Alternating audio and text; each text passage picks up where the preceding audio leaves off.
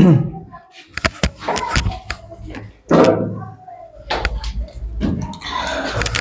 Friends, मेरा नाम रोहित कुमार मौर्य है और मैं जो है कक्षा 11 वाले बच्चों के लिए उनका पहला पाठ some basic concept of chemistry पढ़ा रहा हूँ, जिसमें मैंने जो है पदार्थों के विषय में रासायनिक विज्ञान की परिभाषा के विषय में बात की। और मैंने बात किया कि परिभाषा उसकी क्या होती है भाई, कि उसमें रसायन विज्ञान में आप पदार्थ के संरचना, गुण, संगठन, बनाने की विधियों और पदार्थ की रासायनिक अभिक्रियाओं आदि का अध्ययन करते हैं आप। और फिर इसके बाद मैंने आपको पढ़ाया पदार्थ का भौतिक वर्गीकरण, और इसके ठीक पहले वाले वीडियो में हमने बात किया पदार्थ के रासायनिक वर्गीकरण के बारे में। आज हम आपको पढ़ाएंगे पदार्थों में होने वाला भौतिक और रासायनिक परिवर्तन। भौतिक परिवर्तन क्या है, रासायनिक परिवर्तन क्या है, ठीक है, मैं इसकी बात करूंगा आपसे। ठीक है, तो ये आपका भौतिक परिवर्तन, ये रासायनिक परिवर्तन। तो मैं बात करता हूं भौतिक परिवर्तन क्या है। भौतिक परिवर्तन में, भौतिक परिवर्तन की बात करते हैं कि बोलते ऐसा परिवर्तन जिसमें किसी नए पदार्थ का निर्माण नहीं होता, वो भौतिक परिवर्तन होता है। और ऐसा परिवर्तन जिसमें नए पदार्थों का निर्माण होता है, वो होता है रासायनिक परिवर्तन। जिसमें नए पदार्थ नहीं बनेंगे वो भौतिक परिवर्तन होगा, और जिसमें नए पदार्थ बनेंगे वो क्या होगा, रासायनिक परिवर्तन। ठीक है, मैं थोड़ा बात करता हूं आपसे।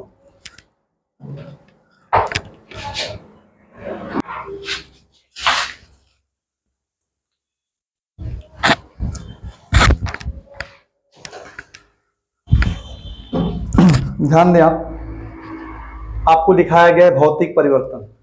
भौतिक परिवर्तन किसे कहते हैं? तो बताया गया कि जब पदार्थ के भौतिक गुणों में परिवर्तन हो जाता है तो उसे भौतिक परिवर्तन कहा जाता है। और इस परिवर्तन को पहचानने का सबसे मुख्य ये तरीका है कि बस ये जानिए कि इसमें कोई नया पदार्थ नहीं बनेगा। जैसे लोहे का कोई बड़ा टुकड़ा है और उसको छोटे टुकड़े में काट देंगे तो लोहा ही रहेगा, तो लोहे से लोहा ही बना, कोई नया पदार्थ नहीं बना। तो लोहे के बड़े टुकड़े का छोटे टुकड़ों में बदल जाना, कागज के बड़े टुकड़े का छोटे टुकड़ों में बदल जाना, कोई नया पदार्थ थोड़े बनेगा, कागज ही रहेगा। जैसे कोई लकड़ी का बड़ा सा टुकड़ा हो, वो भी छोटे टुकड़ों में बदल जाए, ये कौन सा परिवर्तन होगा? भौतिक परिवर्तन होगा। अगर नए पदार्थ नहीं बनेंगे तो होगा भौतिक परिवर्तन। और क्या लिखा है भाई, भौतिक गुण क्या है? अवस्था है। जैसे पदार्थ की एक अवस्था दूसरी अवस्था में बदल जाए, ठोस बदल जाए द्रव में, द्रव बदल जाए गैस में। तो अगर अवस्था परिवर्तन हो रहा है तो वो होगा भौतिक परिवर्तन। क्या वो? हाँ, भौतिक परिवर्तन होगा। ये सब पदार्थ के भौतिक गुण लिखाए गए हैं। सबसे मुख्य यहां दिखाया गया कि भौतिक परिवर्तन की विशेषताएं क्या है, कि बताया गया कि यह परिवर्तन उत्क्रमणीय होता है। ऐसा नहीं इसी को लेकर सारे काम नहीं करेंगे, ये बहुत सारे पॉइंट्स दिखाए गए, सबको ध्यान देना है कि यह परिवर्तन उत्क्रमणीय हो सकता है। उत्क्रमणीय का मतलब, उत्क्रमणीय का मतलब मान लीजिए आपने जल से बर्फ बना लिया तो आप बर्फ से जल भी बना सकते। अगर आपने जल से वाष्प बना लिया, जल वाष्प बना लिया, तो जल वाष्प से आप जल भी बना सकते, द्रव भी बना सकते। तो दोनों दिशाओं में हो सकता है। ये उत्क्रमणीय शब्द का मतलब कि जल से अगर बर्फ बन गया तो बर्फ से जल भी बन सकता है। ठीक है, अगला क्या है, इसमें नए पदार्थों का निर्माण नहीं होता है। बेसिक पॉइंट्स हैं। और इसमें पदार्थ के रासायनिक संगठन, अगर रासायनिक संगठन बदल जाएगा तो वो रासायनिक परिवर्तन होगा। रासायनिक संगठन में कोई परिवर्तन नहीं होता है। और इसमें पदार्थ की भौतिक अवस्थाओं में परिवर्तन होता है। मैं भौतिक परिवर्तन के एग्जाम्पल दे रहा हूं, उदाहरण मैं बोल दूं। जल का, पहला है जल का बर्फ में, वह बर्फ का, बर्फ होना चाहिए, बर्फ का जल में परिवर्तन। अगर बर्फ जल में बदल जाए या जल बर्फ में बदल जाए, बर्फ में बदल जाए, तो आपका भौतिक परिवर्तन होगा। ठीक है, और एग्जाम्पल दिया जाए आपको, मैं बात करूं जल का वाष्प में, जल का वाष्प में,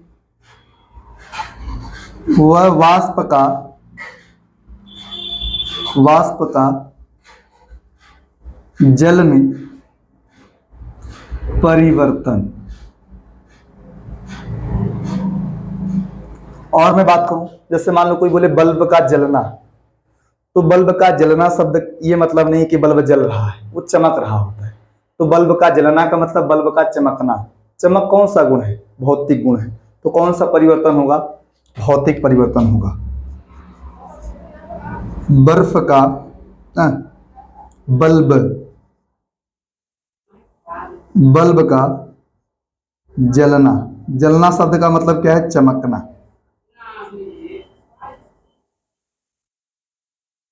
और इस सारे एग्जांपल में दे रहा हूं, यहां आ जाए तो देखिए चौथा पॉइंट होगा। यहां मैं बोल दे रहा हूं कि कागज का टुकड़ों में परिवर्तित हो जाना, लकड़ी का टुकड़ों में परिवर्तित हो जाना। ठीक है, कागज का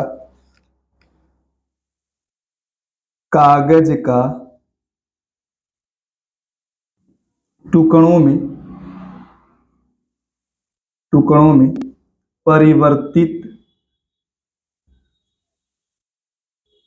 हो जाना। अगला क्या है? लकड़ी का भाई, या लोहे का कह सकते हैं, लोहे का टुकड़ों में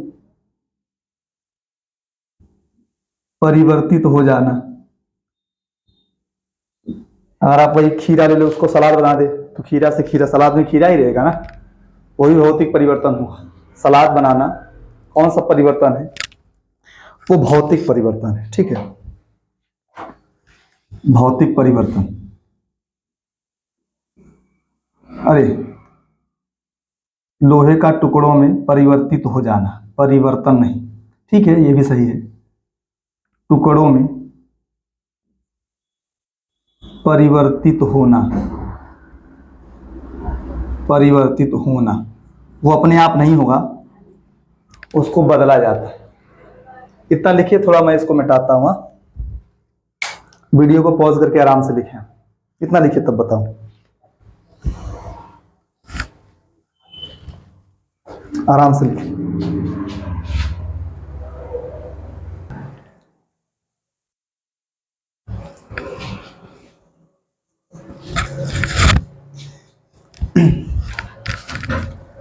देखिए ध्यान से,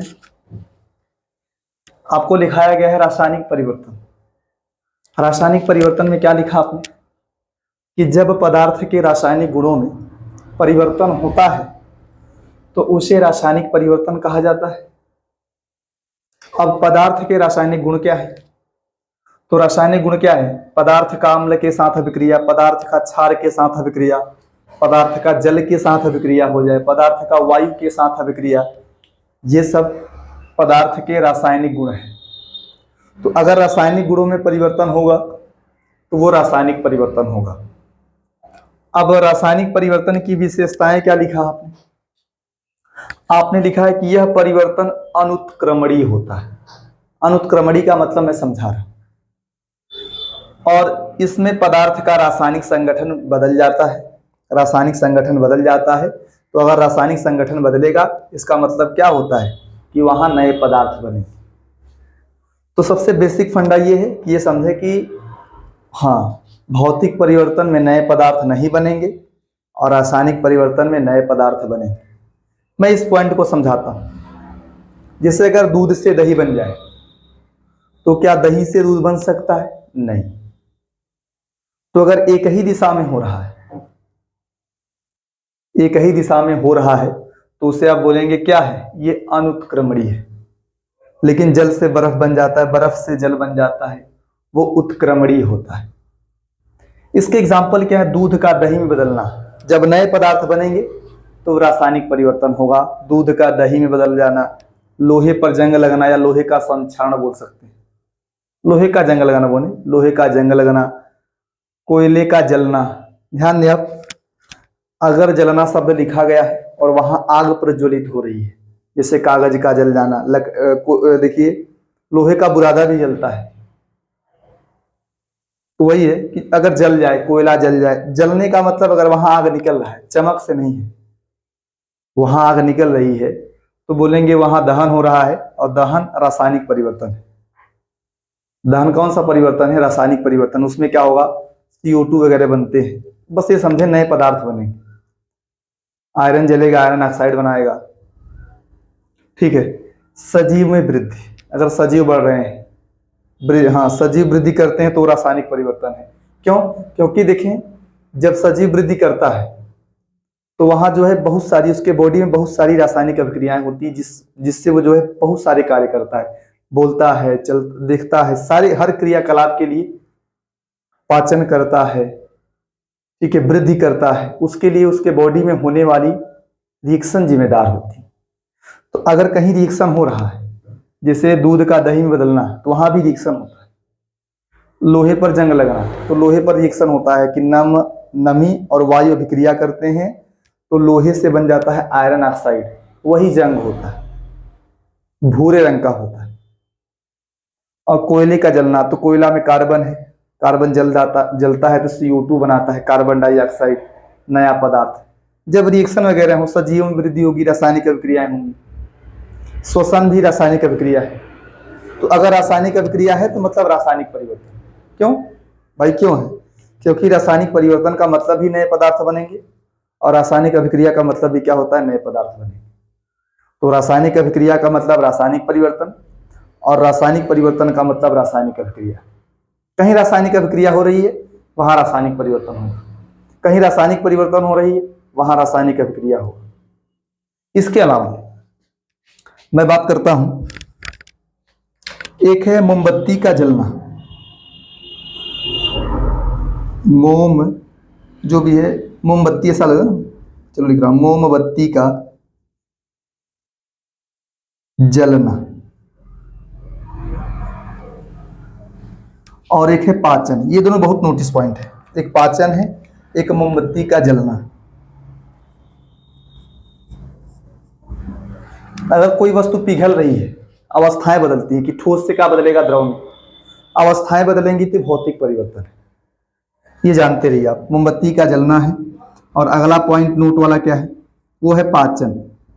जैसे मान लीजिए सजीव में पाचन हो रहा है, तो जब मोमबत्ती जलती है तो वहां दो कंडीशन, कि हाँ वो बत्ती जलती है और मोम पिघलता है, जलता भी है, पिघलता भी है। तो जलेगा रासायनिक परिवर्तन, पिघलेगा तो भौतिक परिवर्तन। तो मोमबत्ती का जलना दोनों परिवर्तन है। कौन सा? हाँ, कौन सा परिवर्तन है भाई? भौतिक व रासायनिक परिवर्तन दोनों है। भौतिक भी है और रासायनिक भी है। लेकिन सुनिए आप लोग, लेकिन जब मोमबत्ती के जलने का अर्थ हो, मतलब जलता है तो भाई जलना ही देखो, पिघलना मत देखो। अगर दोनों ऑप्शन दिए तो ठीक है, भौतिक रासायनिक दोनों दिया है, ठीक है। लेकिन मोमबत्ती का जलना अगर किसी एक को मारना हो, चाहे भौतिक या रासायनिक, तो आप रासायनिक मारिएगा, क्योंकि वहां जलना बोला है, जल रहा है, मोमबत्ती का जलना। अब जलने के साथ पिघल भी रहा है तो बात छोड़िए, लेकिन हमको जलने पर फोकस करना है। तो मोमबत्ती का जलना रासायनिक मान लो, लेकिन वो भौतिक भी वहां होता है। अगला है पाचन। तो जब पाचन की प्रक्रिया में क्या है, पहले हम भोजन को खाते हैं, तोड़ते हैं, दांतों के माध्यम से तोड़ते हैं, फिर उसमें जो है रस मिलाते हैं, हाँ अमाशय में जाता है तो वहाँ HCl वगैरह मिलते हैं।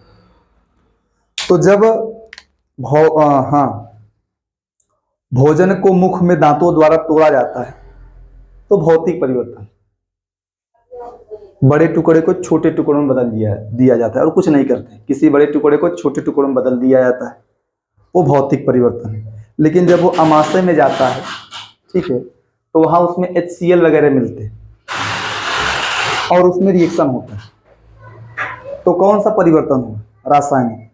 तो वास्तव में पाचन का मतलब वहीं से होता है, तोड़ना। ये पाचन का एक स्टेप है। वास्तव में पाचन अमाशय में होता है, अमाशय वगैरह से शुरू होता है। तो जब हाँ HCl वगैरह मिलेंगे, जूसेस मिलती हैं, एंजाइम्स मिलते हैं, तो वहां रासायनिक परिवर्तन होता है। तो वास्तव में पाचन को आप मानिए कि रासायनिक है, लेकिन उसमें दोनों होता है, भौतिक भी होता है और रासायनिक। तो क्या आपका भौतिक बल, इसको फटाफट लिखें आप, व रासायनिक परिवर्तन, फटाफट लिखिए तरह।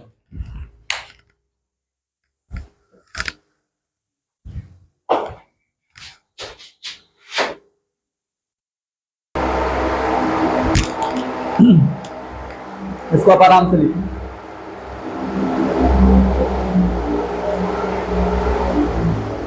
आराम से लिखें। तो अभी यह भौतिक परिवर्तन, रासायनिक परिवर्तन क्लियर है एकदम बिल्कुल। हाँ, अगर कभी दो पदार्थों को मिलाया जा रहा है, मान लो दूध, पानी और चीनी को मिला देते हैं, तो ये भौतिक परिवर्तन है। दो पदार्थों को मिला दिया जाएगा, ठीक है, तो वो भौतिक परिवर्तन है। मिश्रण वगैरह बनते हैं, वो भौतिक परिवर्तन है, वो रासायनिक परिवर्तन नहीं, ठीक है। अब मैं बात करता हूं रासायनिक संयोजन के नियम की।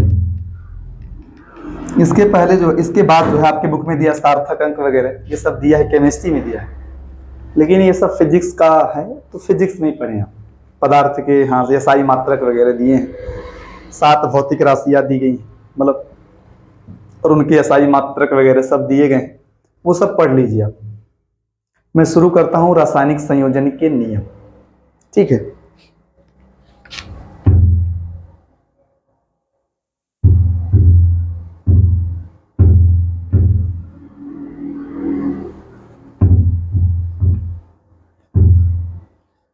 क्या है आपका,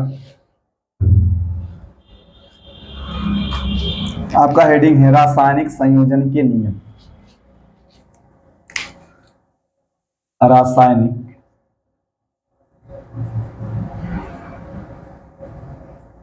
संयोजन के, रासायनिक संयोजन के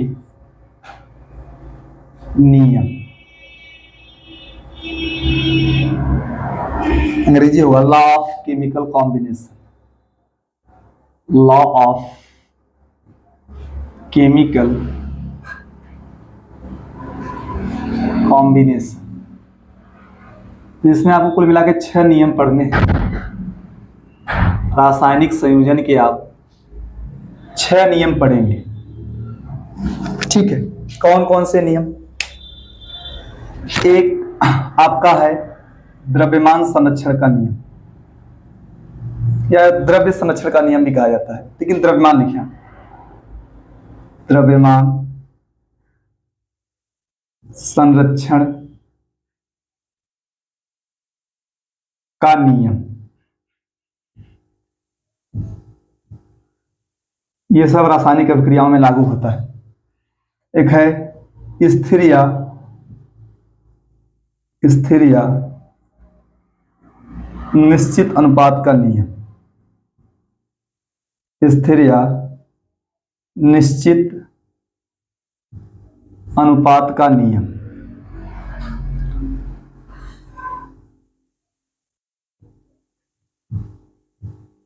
एक है आपका गुणित अनुपात का नियम, गुणित अनुपात का नियम।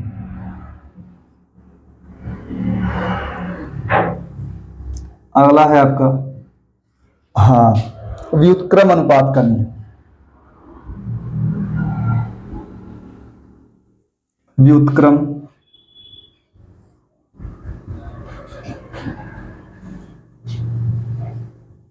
अनुपात का,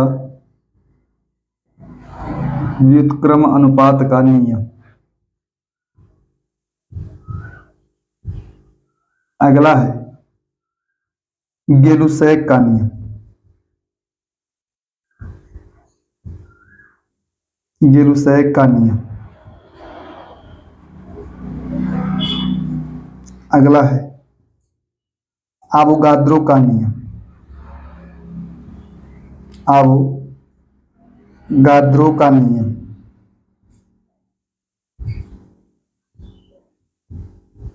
ठीक है, तो ध्यान दीजिए आप कि जो द्रव्यमान संरक्षण का नियम ये दिया है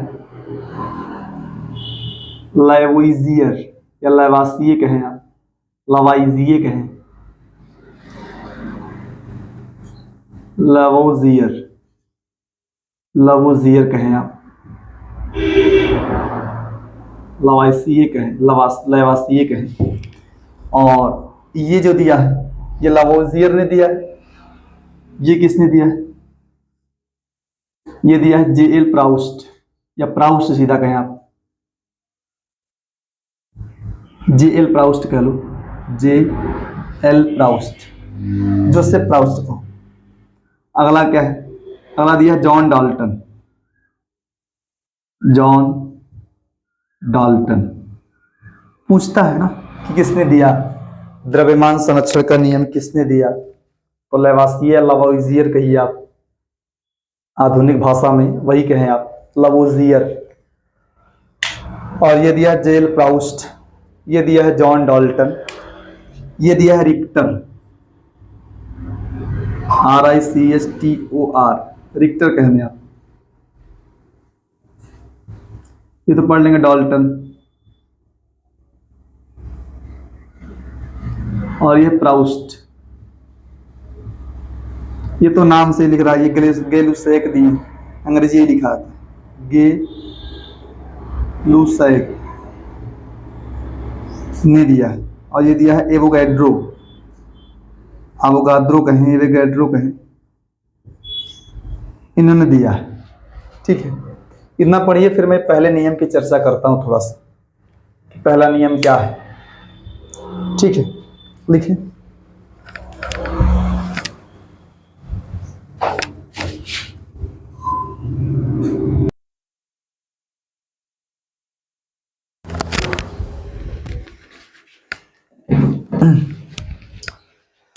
इतना आप जानते रहिए आप भाई, किसने दिया और रटे रहिए। ठीक है, अगला आपका है द्रव्यमान संरक्षण का नियम। पहला नियम है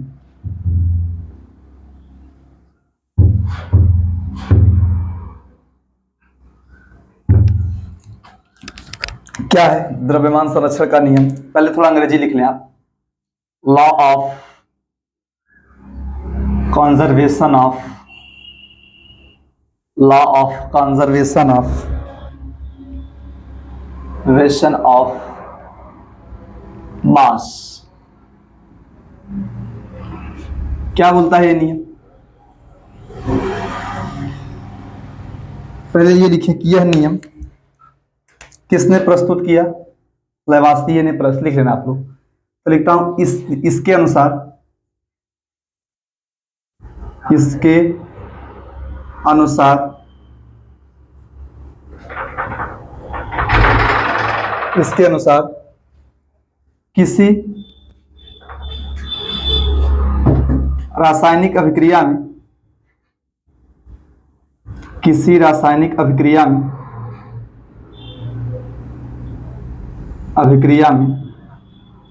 द्रव्यमान को न तो उत्पन्न किया जा सकता है, उत्पन्न किया जा सकता है, जा सकता है, और न ही नष्ट, और न ही नष्ट। इसका मुख्य फंडा यह है कि किसी भी रासायनिक अभिक्रिया में द्रव्यमान को न तो उत्पन्न किया जा सकता है, यहां से भाई, और न ही नष्ट। यहां से रुको,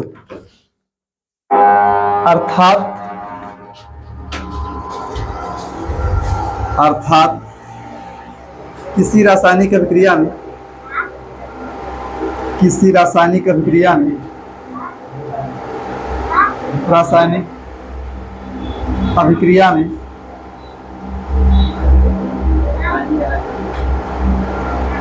अभिकारक का द्रव्यमान, अभिक्रिया में अभिकारक का द्रव्यमान तथा उत्पाद का द्रव्यमान, अभिकारक का द्रव्यमान तथा उत्पाद का द्रव्यमान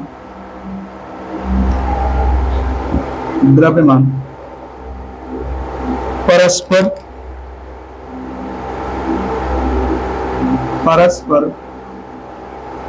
बराबर होता है। ये समझे आप कि किसी रासायनिक अभिक्रिया में अभिकारक का द्रव्यमान और उत्पाद का द्रव्यमान परस्पर क्या रहता है, बराबर। जैसे देखें आप, जैसे कार्बन प्लस ऑक्सीजन मिलकर CO2 बना रहा है, ये एक प्रकार की रासायनिक अभिक्रिया है। द्रव्यमान संरक्षण के नियम के अनुसार अभिकारक का द्रव्यमान और उत्पाद का द्रव्यमान परस्पर बराबर होता है, जो कि स्पष्ट किया जा रहा है। यहाँ देखिए कैसे बराबर है, ठीक है। एग्जाम्पल और देखिए आप, कैल्शियम कार्बोनेट है CaCO3, अगर इसको गर्म किया जाए तो गर्म करने के बाद ये क्या बनाता है, CaO प्लस CO2। आपको यहाँ प्रूफ करना है कि यहाँ द्रव्यमान संरक्षण का नियम लागू हो रहा है। कैसे प्रूफ करेंगे आप निकालिए अभिकारक का द्रव्यमान और उत्पाद का द्रव्यमान, अगर दोनों का बराबर आता है तो वहां ये नियम लग जाएगा, ठीक है। जैसे देखें आप, कार्बन का द्रव्यमान निकालिए हमसे, इसका 12 होता है, और ऑक्सीजन का, अभिकारक का कुल द्रव्यमान, ऐसा लिखें, अभिकारक का पूरा द्रव्यमान और उत्पाद का कुल द्रव्यमान, टोटल द्रव्यमान ना, टोटल जोड़ दें आप, 12 इसका 16 गुना 32, कितना आएगा 44। द्रव्यमान का मात्रक यूं करेंगे, लेकिन छोड़िए अभी, 44 इसका होगा। और इसका देखिए 12 प्लस ऑक्सीजन का 16 गुना 32, कितना होगा 44। तो आपने क्या देखा, ये अभिकारक है इसका द्रव्यमान और ये उत्पाद है इसका द्रव्यमान, दोनों का परस्पर बराबर है। तो आप बोल सकते हैं यहाँ पे कौन सा नियम लग रहा है, द्रव्यमान संरक्षण का नियम, ठीक है। यहां बात करें आप कैल्शियम की 40, कैल्शियम का द्रव्यमान 40 होता है और कार्बन का 12, ऑक्सीजन का 16 3 48, क्या होगा 40 प्लस 12 और 48 60, कितना आएगा 100। और मैं अगर वहां बात करूं तो कैल्शियम का द्रव्यमान 40 और इसका 16 प्लस कार्बन का 12 प्लस ऑक्सीजन का 16 दूना 32, जो नहीं आप, इसका 56 आ जाएगा और उसका 44, कितना आएगा 100। तो आप क्या देख रहे हैं, हाँ, कि यहाँ अभिकारक का द्रव्यमान, दोनों अभिक्रियाओं में अभिकारक का द्रव्यमान और उत्पाद का द्रव्यमान परस्पर बराबर है। आप एग्जाम्पल और देख सकते हैं आप, यहाँ यहाँ जैसे मान लीजिए आपका MgCO3 है, इसको गर्म करने के बाद आपको मिला है MgO प्लस CO2, इसका द्रव्यमान निकालें आप, मैग्नीशियम का 24, कार्बन का 12, ऑक्सीजन का 16 3 48, कितना आएगा 48 और 12 60, 60 और 24 कितना आएगा 84। मैं यहां बात करूं तो मैग्नीशियम का 24, ऑक्सीजन का 16, कार्बन का 12, ऑक्सीजन का 16 दूना 32, ये कितना आएगा 40 आएगा और ये कितना आएगा 44, पूरा जोड़ेंगे तो 84 ये आ जाएगा। तो अभिकारक का द्रव्यमान और उत्पाद का द्रव्यमान परस्पर बराबर है। यहाँ पे लग रहा है द्रव्यमान संरक्षण का नियम। कितना लिखें आप लोग,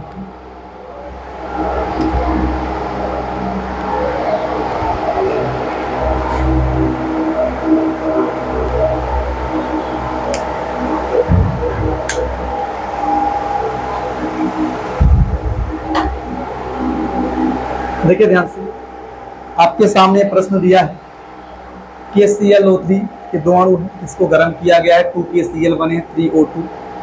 आपको दिखाना है कि यहाँ रासायनिक द्रव्यमान संरक्षण का नियम लग रहा है। इसके बाद एक और अभिक्रिया दी है जिसकी मैं बातें बाद में करता हूँ। पहले इसकी बात कर लो। तो यहां देखिए आप, पोटेशियम पहले 2 से गुणा करो। पोटेशियम का द्रव्यमान 39 होता है, क्लोरीन का 35.5 होता है, और इसका होता है 16×3 = 48। ठीक है, तो यहां क्या होगा, 2 से गुणा करें, देखिए कितना आ रहा है, 39 + 48 + 35.5 × 2। यहां भी वही देखता हूं, देखिए 2 से गुणा करें, 39 + 35.5, ठीक है, 35.5 प्लस क्या है, प्लस 3 × 32। ये बातें हैं, इनको जोड़ना ही पड़ेगा। आप इसको 78 बोलिए, और 35.5 का कितना होगा, 71 हो जाएगा। 48 × 96, पूरा जोड़िए कितना आता है, जोड़ो कितना आ रहा है, देखो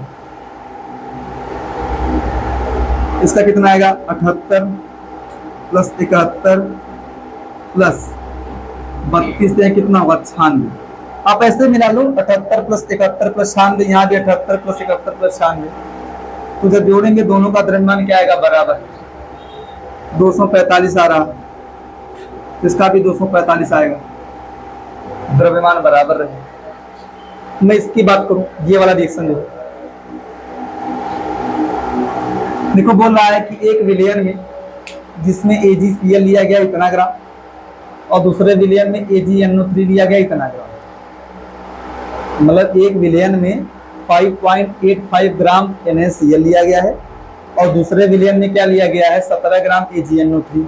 इन दोनों की क्रिया कराई गई है, और क्रिया कराने के बाद आपका AgCl मिला है और NaNO3 मिला है। AgCl कितना बना है, 14.35 ग्राम, और NaNO3 कितना बना है, वो बना है 8.5 ग्राम। आपको हाँ, इन मतलब यहाँ से स्पष्ट करना है कि ये अभिक्रिया जो है, इस अभिक्रिया में द्रव्यमान संरक्षण के नियम की पुष्टि हो रही है। आपको यहाँ बताना है, स्पष्ट करना है। तो पहले आप रिएक्शन लिखो, क्या क्या रिएक्शन हो रहा है। तो रिएक्शन क्या देख रहे हैं आप, रिएक्शन आप देख रहे हैं, आप NaCl और AgNO3 की क्रिया करा रहे हैं। आपको मिल क्या रहा है, AgNO3 क्या मिला, AgCl मिला है और NaNO3 मिला है, NaNO3। कितना ग्राम NaCl है, 5.85 ग्राम, और ये कितना दिया AgNO3, 17 ग्राम। AgCl कितना है, AgCl दिया इतना ग्राम, 14.35 ग्राम, और ये कितना दिया, 8.5 ग्राम दे दिया। पूछ रहा है स्पष्ट करें कि ये अभिक्रिया जो किसकी द्रव्यमान संरक्षण के नियम का पालन करती है। अगर आप इसका जोड़ते हैं तो क्या आएगा, 22.85 ग्राम, और आप उसका जोड़ेंगे तो क्या आएगा, 14 8 22 आ जाएगा, और यहाँ पे 8 5 आएगा ना, क्या आएगा, 8 5 ग्राम, इसका भी आएगा। तो अतः ये दोनों अभिक्रियाएं क्या कर रही हैं, द्रव्यमान संरक्षण के नियम का पालन कर रही हैं। लिख सकते हैं आप, कहता है ये अभिक्रिया द्रव्यमान संरक्षण के नियम का पालन कर रही है। ठीक है, तो आज के लिए इतना ही। ठीक है, इसके बाद मैं जो है आपको अगले वीडियो में या अगले लेक्चर में कह सकते हैं आप, पढ़ाऊंगा स्थिर अनुपात का नियम, गुणित अनुपात का नियम, और उसको पढ़ाने से पहले जो है मैं द्रव्यमान संरक्षण के नियम पर बेस्ड एक आध दो एग्जाम्पल भी लाऊंगा आपको, आपके लिए सॉल्व करने के लिए आपको। ठीक है, आज के लिए इतना है।